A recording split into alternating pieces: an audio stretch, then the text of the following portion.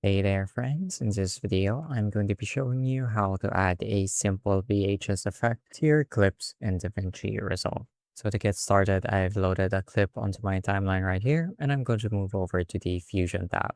Now you're gonna have to download a VHS effect overlay from a website. The one I use is pexels.com and they've got a great selection of free, royalty-free stock footage, and just go ahead and type in VHS effect and you should be able to see it. Now that we've opened up our Fusion panel, let's go ahead and look for the VHS effect. I already have it downloaded and loaded it into DaVinci Resolve. So I'm just going to drag and drop it into our node graph right here.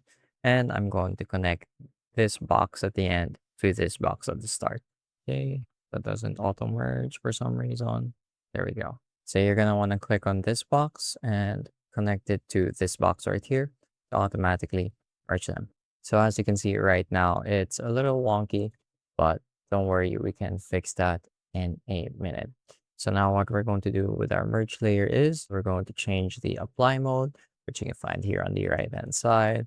Go ahead and set it to something like screen, and that should apply it as an overlay. Now we can start resizing it to fit our scene, just like so. And we should have our VHS effect ready. So if we go ahead and play the video forward, this is what it looks like. As you can see, pretty easy, pretty nicely done. Hey guys, quick one before we continue. My team and I publish step-by-step tutorials on useful software, apps, and tools to help you get things done every single day.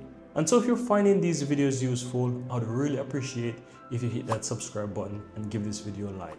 And of course, so that you'll never miss out when we release more tutorials just like this one. Now, let's continue. You can take it a step further, of course, and add some more effects onto the base video right here. Maybe make it a bit more blurry, or maybe add some artificial film grain. But overall, this is a great baseline to work with, and it really only takes a few steps and a few clicks. That's pretty much it for this video, though. I hope I was able to teach you something new and something useful. And as always, thank you for watching.